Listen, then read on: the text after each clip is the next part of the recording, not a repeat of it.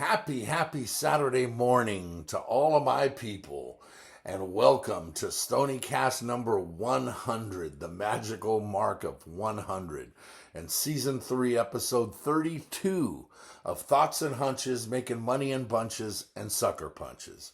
It's your boy Stony back for the 100th time, kind of a milestone around here, and I'd like to welcome all of my fellow cheats, lowlifes, scumbags, hoodlums, hustlers, altar boys with unhealthy relationships with their priests, foul-mouthed raging alcoholics that fire away abusive language, fienders, degenerates.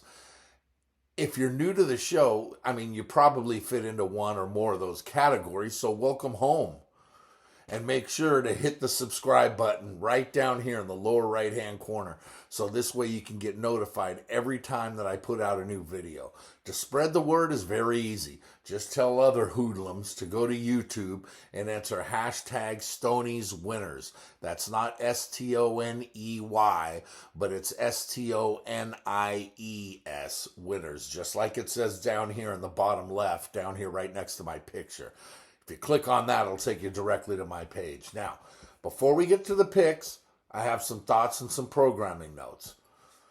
Must-see TV continues, and the last two nights were no different, right? In Thursday night's 4 games, 3 of them weren't decided until the final minute with only one blowout. Last night was different in that all 4 games were decided early for the most part. And in the first 2 games last night, though, the top 2 teams in the nation, both number 1 seeds, Alabama and Houston, were eliminated. So even if the games weren't very close, top seeds gone. With Tom Izzo being eliminated on Thursday, whoever wins the title this year will be a first-time winner. And all 4 number 1 seeds are now gone for the first time ever. There's no number 1 seeds left in the Elite 8. That's just crazy. Here's the thing, though, about some players, right? A lot of these players, they're really turning it up and playing well still, will not make the NBA, right? And some who are stars in college won't translate to the NBA. Case in point, Drew Timme from Gonzaga. At 6'10", he's got the body for the NBA. But while he has all the post moves and the great footwork, he can't shoot from the outside, and he's awful from the foul line. In today's NBA, everyone is required to shoot the 3, including the bigs. After the performance of his career on Thursday night, Timmy's no more than a late second-round draft pick who will be buried on someone's bench in the NBA. Right? What about Mr. New York, Marquise Noel from Kansas State? Well, the New York boy went from the Big Apple to the Little Apple of Manhattan, Kansas, and returned back to the world's most famous arena in Madison Square Garden to put on an absolute show in what was the best game of the Sweet 16 and still the only game in the entire tournament to go to overtime. 20 points, an NCAA tournament record, 19 assists, and 5 steals in the Wildcats' crazy win over Michigan State is just a ridiculous stat line.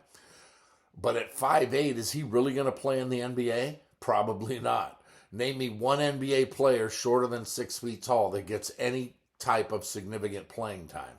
I'll wait. Couldn't think of one, could you? Yeah, I couldn't either. Even Jaime Jaquez of UCLA in a losing effort was incredible. But at 6'7", with not the most reliable outside shot, how much does his game translate to the 3 happy, no defense playing NBA?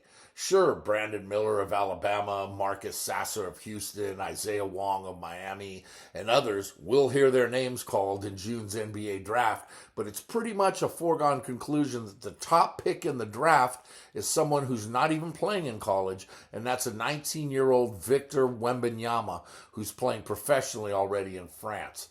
With all that said, the tournament itself has been absolutely riveting, and once you start watching, you just can't stop, right? So that's the difference when the NBA is going to go to the NBA is going to start allowing high schoolers to go pro, and they have their choice. Go to the NBA, go to the G League, right? Or go to college, right? Some say it's going to hurt the college game. Well, here's the thing. With college NIL deals now, why would you choose to go to the NBA? For experience or would you go to college, get a huge NIL deal, and get to play in March Madness with all that exposure and all the people watching? Because, don't know if you've noticed, but NBA their ratings are tanking, and college basketball's numbers are through the roof right now. Everyone's watching because it's the greatest sporting event in the world, right? So it's kind of crazy as to what decision these players must make. And if they think they're ready for the NBA, they can go declare for the draft, go to the draft, and not get selected, right? And wind up playing either in the G League or over in Europe. And that's when they'll be kicking themselves, saying, I should have gone to college and been playing in next year's March Madness tournament. So it's an interesting dichotomy, but it just goes to show you why the experience of college, whether you're going to class or not, let's face it, a lot of them aren't, but going to college is the experience, the March Madness, the NIL deals, all that makes it worth it, right? So there was a stretch in the UCLA game on Thursday, the UCLA-Gonzaga game on Thursday, for about 45 seconds where bodies were jumping and were on the ground as players were diving for the ball, and it was just mayhem on the floor. When's the last time you saw that in the NBA? Just curious. With load management, the NBA players have already shown us fans, well, you fans of the NBA, or all fans, period, right? Let's just, they made it very clear that they don't care about the regular season at all, right? Load management, take nights off, phone it in, right? They just don't care. Show me one player in this entire tournament so far that doesn't care. There aren't any.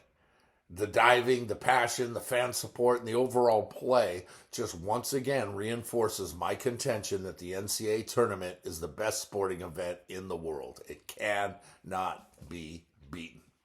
Now, as far as programming goes, this is the third to last video of the season. If you're new to the show, I'm like a teacher. I go from August to the first Monday of April. That's it. Then I take the summer off, and I come back strong in August for college football. All right? So, the next video will come out on Friday night to prepare you degenerates for the Final Four.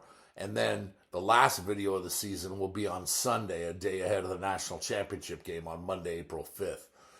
Keep checking back onto this video throughout the week, though, and look at the comments section, because in there, I'm going to have the 2 NIT semifinal games on Tuesday with totals, and Thursday I'll have the NIT final for you. In the meantime, here are the numbers for the crazy week that's still going with 2 more days. So far, 23-15, 60.53%. That's solid. Yesterday wasn't our best day, but we've managed because we hit the CBI and the NIT really hard. And while the numbers haven't been that really top-notch in the NCAA tournament, the other numbers have kept us afloat. So far, NCAA altogether postseason, 209 wins, 146 losses, and 2 pushes. That's good for 58.87%. That's winning every single day. And overall, for the entire season, all 31 episodes that I've given you, 848 wins, 577 losses, and 14 pushes, 59.51%. You're welcome. Once again, it doesn't look like we're going to get to 60% on the season. Actually, we're not going to get 60%. Even if we ran the table, we still wouldn't hit 60%. But that's okay. Who does? Nobody hits 60%. Last year was the first time ever that I hit 60, and I hit 61% overall, which was just crazy. Now, let me remind you that all of these picks are 100% free from me to you. And we've done some serious bankroll building this whole season in giving you over 1,400 picks. Only a complete and utter disaster today and tomorrow will prevent me from notching my 18th consecutive winning week, further extending my personal best. Elite Eight? Wait, there are games today and tomorrow? Of course there are. Bursts to the Final Four are at stake, so let's go. You ready? All right. Later this evening at 6:09 p.m. in the East region at Madison Square Garden in New York City, third-seeded Kansas State is a short 1.5-point favorite over 9-seed Florida Atlantic, and the total's listed at 144.5. Kansas State got here with easy wins over Montana State and Kentucky before taking out Michigan State in the overtime classic on Thursday.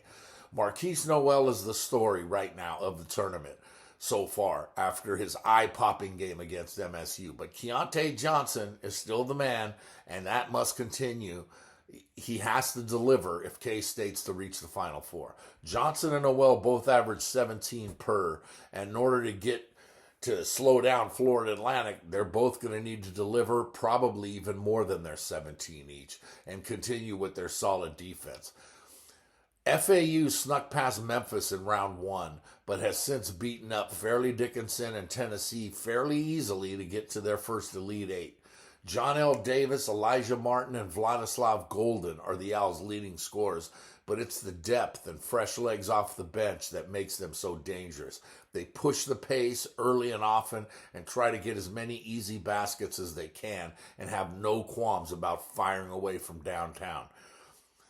You want to see, I think, a really intriguing matchup would be Florida Atlantic versus Miami, right? Two schools that just want to run and gun and just get after it. Let's not worry about defense. Let's just keep scoring. It's pretty insane. Both teams are athletic in this game, and I love the Kansas State bigs and how they attack the glass. But FAU is 34-3, and you don't win that many games by accident. With the game basically a pick'em, we have a dilemma. FAU has been playing like they have nothing to lose, and they know that they can shock the world by reaching a Final Four. But Keontae Johnson and Mr. New York, Marquise Noel, will be the difference here as the Wildcats move on, reach the Final Four, and hit the over along the way. Excuse me. Sorry, let me get situated here. All right, so that's game one. First, Mr. New York, if you're going to give your name that kind of nickname, if you're going to give yourself that kind of nickname, you better deliver. And he has in the Garden. Just insane. Game two tonight, 8:49 Eastern, and it's the West Region final at T-Mobile Arena in America's Playground, with fourth-seeded Connecticut installed as a 2-point favorite over 3-seed Gonzaga and a total of 153.5.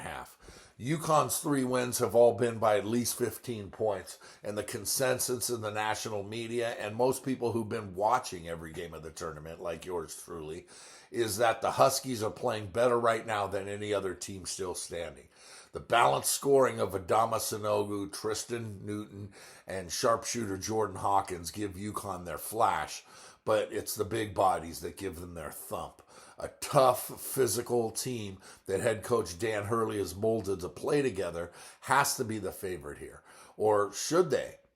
Gonzaga comes in after taking out Grand Canyon easily before showing their mettle in tough wins over TCU and UCLA, where they had to come from behind in double digits in both games. All-American Drew Timme is the be-all, end-all for head coach Mark Few's squad. But it was sniper guard Julian Strother that hit the big shot when the Zags were trailing against UCLA and under 20 seconds on the clock.